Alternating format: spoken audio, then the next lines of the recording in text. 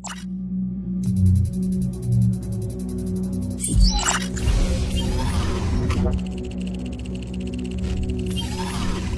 established.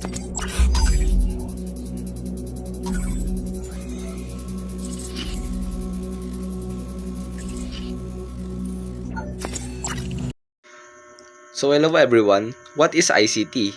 ICT stands for Information and Communication Technology.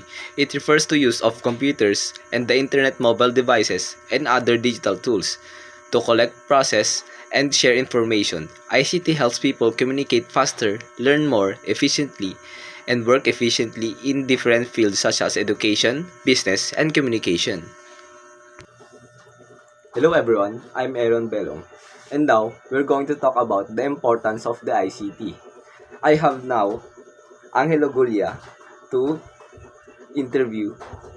So first, Mr. Gulia, for you, what is ICT?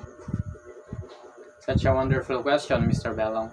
So for me, ICT stands for Information and Communication Technology.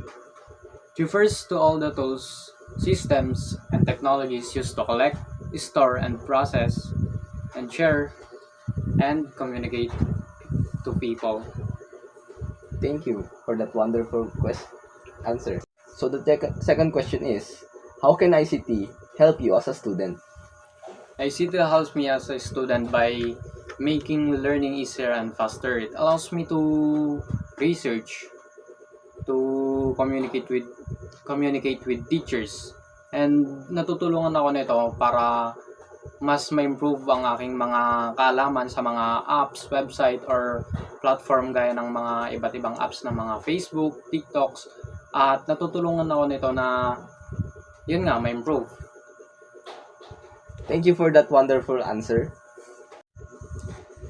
So last question is, do you think ICT have a great impact for these upcoming generations? Thank you for that question, Mr. Belong. So my answer is yes. Why?